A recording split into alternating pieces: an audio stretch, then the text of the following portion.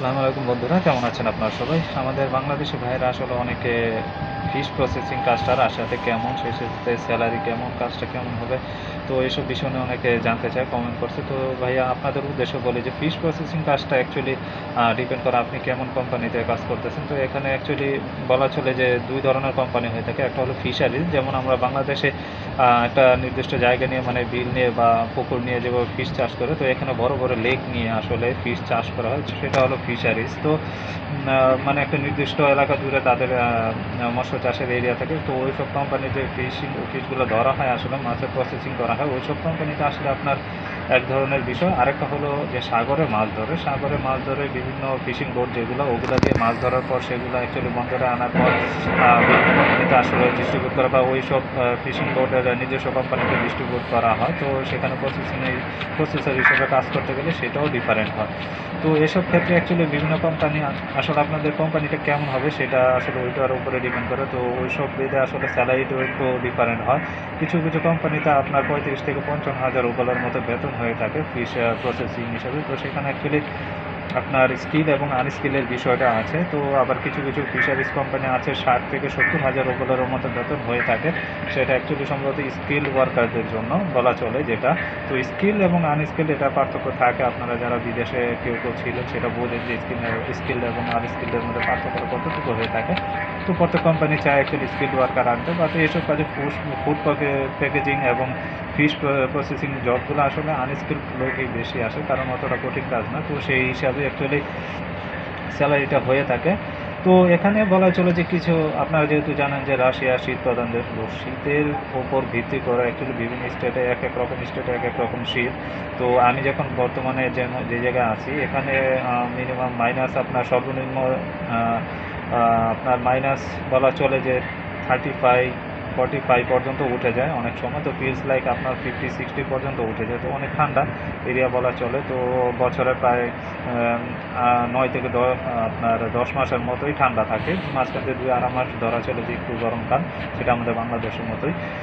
তো যেমন আজকে অনেক ঠান্ডা ৭°C, মানে এই বছর প্রথম ঠান্ডা পড়া শুরু হয়েছে। তো এইসব এলাকা ভিত্তিক অ্যাকচুয়ালি কোম্পানিতে আপনার কাজ করলে শীতের উপর ডিপেন্ড করে বা বিভিন্ন কাজের যে হ্যাজার্ডাস জব এরিয়াতে যদি কাজ করে, তো ওইসব ভিত্তি করে আপনার বিভিন্ন কোম্পানিতে কিছু অ্যালাউন্সের অপশন থাকে। তো কোম্পানি অ্যালাউন্স প্রদান করে বিভিন্ন, মানে শীতের সময় কাজ করলে একরকম, গরমের সময় কাজ করলে একরকম। মোট কথা বলা চলে যে এক এক মাসে এক এক রকম একটু পার্সেন্টেজ থাকে অ্যালাউন্সের।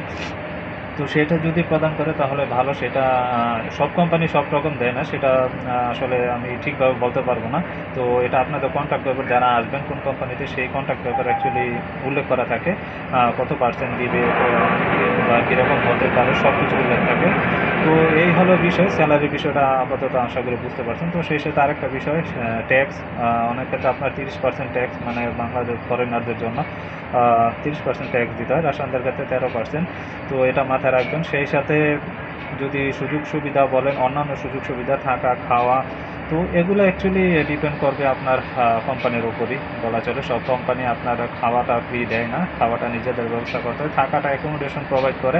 কিছু, কিছু কোম্পানি আপনার ফুল যে অ্যাকোমোডেশনের যে ভাড়াটা, মানে বাড়ির ভাড়াটা, তো সেটা ফুল পেমেন্ট করে কোম্পানি বহন করে। আবার কিছু, কিছু কোম্পানি আপনার কিছুটা দেয়, কিছুটা কেটে নেয়। যেমন ধরেন আপনার যদি ফ্ল্যাট ভাড়া থাকে, রুম ভাড়া যদি আপনার হয়ে থাকে ১০,০০০ রুবল, তো ১০,০০০ থেকে ৫,০০০ কোম্পানি দিল, ৫,০০০ আপনার স্যালারি থেকে কেটে নিল। এরকমও হয়, যেমনটা আমাদের ক্ষেত্রে হয়, আমাদের থেকে কিছু কেটে নেয়। অ্যাকোমোডেশন পুরোপুরি ফ্রি না, আমরা কিছু প্রোভাইড করি, কোম্পানি কিছু সাপোর্ট দেয়। তো আর খাবার, যেটা খাবার আমরা নিজেরাই রান্না করে খাই, কেনাকাটা সব কিছু, মানে খাবারের খরচ সম্পূর্ণ নিজেদের। তো এই হলো বিষয় অ্যাকচুয়ালি। তো আমি যেই বিষয়গুলো বললাম এটা এক এক কোম্পানির এক এক রকম। কিছু, কিছু কোম্পানি আছে যে খাবারও ফ্রি দেয়, অ্যাকোমোডেশনও ফ্রি দেয়, মানে থাকাটাও ফ্রি দেয়, থাকা খাওয়া সবই ফ্রি, ট্রান্সপোর্টও ফ্রি দেয়, সবই প্রোভাইড করে। আছে কিছু, কিছু কোম্পানি। তো আপনারা যখন আসবেন বেসিক জিনিস যেটা, আপনাদের কন্ট্রাক্ট লেটারটা পুরোপুরি পড়বেন। আর রাশিয়ান কন্ট্রাক্ট লেটার, ওয়ার্ক পারমিটের যে কন্ট্রাক্ট লেটারটা হয়ে থাকে, এই কন্ট্রাক্ট লেটার আসলে রাশিয়ান ভাষায় হয়ে থাকে, তো আপনারা বুঝবেন না। তো এটা অ্যাকচুয়ালি আপনারা গুগল ট্রান্সলেট করতে হবে। ট্রান্সলেট করে আপনারা ইংলিশ করে বা বাংলায় করে মোটামুটি আপনারা 80-90% বুঝতে পারবেন। পুরোপুরি যদি সঠিকও না হয়, ট্রান্সলেট না আসে, তাও আপনারা 80-90% বুঝতে পারবেন যে স্যালারিটা কীরকম হবে, আপনাদের থাকা খাওয়া কীরকম, হ্যাজার্ডাস এরিয়া বা শীতের অঞ্চলে কাজ করলে কীরকম অ্যালাউন্স থাকতে পারে, গ্রেড অনুযায়ী আপনি স্কিল্ড আনস্কিল্ড ওয়ার্কার আপনার পার আওয়ারে কত রুবল বেতন হবে, তো এগুলো সবই উল্লেখ করা থাকে। তো আসার আগে আপনারা যদি একটু ভালো করে চেক করেন, আশা করি অতটা আপনাদের দ্বিধা দ্বন্দ্ব ভুগবে না, মানে আপনারা বুঝে উঠতে পারবেন আসলে আপনাদের চাকরিটা কেমন, স্যালারিটা কেমন হবে। তো ওভারঅল আসলে সব কিছু কন্ট্রাক্ট লেটারেই থাকে। তো যদি আরেকটা কথা বলে রাখি, যদি আপনারা লিগালি কোনো কোম্পানিতে আসেন, অবশ্যই আপনাদের কন্ট্রাক্ট লেটার সাইন করাবে কোম্পানি, সব কিছু বুঝিয়ে আপনাদের আনবে। কন্ট্রাক্টর আপনার দালালদের চক্করে পড়লে আপনাদের কন্ট্রাক্ট লেটার নাই, কোনো কিছু নাই, আপনার পাসপোর্ট নিতেছে, ভিসা লাগাইতেছে, ভালো খারাপ কোনো কিছু নাই, তো এইভাবেই পাঠাইতেছে, অনেকে ভুগতেছে তারপরে এসে। তো আসার আগে অবশ্যই আপনি জিজ্ঞাসা করবেন, আপনার পার পার্সন অ্যাকচুয়ালি সবার জন্য সেপারেটলি কন্ট্রাক্ট লেটার হয়ে থাকে, কোম্পানি প্রদান করে সেপারেটলি সাইন করবেন, বুঝে শুনে সাইন করে তারপরে আসবেন। আর যারা সেপারেটলি সাইন করবেন ওটাই অ্যাকচুয়ালি কারেক্ট হয়ে থাকে। তো এসব বিষয়গুলো কিছু কিছু বিষয় নজর রাখতে হয়।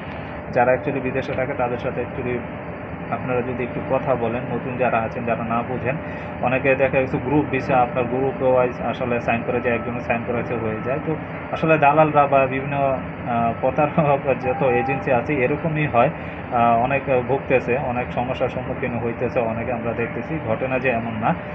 তো ভালো একটা এজেন্সি ধরবেন, সরকারি অনেক এজেন্সি আছে, এছাড়া অনেক বেসরকারি এজেন্সি আছে, ভালো ভালো। একটু সময় নিয়ে চেষ্টা করবেন আসার জন্য। তো টাকার বিষয়টা অবশ্যই খেয়াল রাখবেন, কীরকম টাকা লাগবে। তো আশা করি সবাই বুঝতে পারছেন বিষয়গুলো। ধন্যবাদ সবাইকে।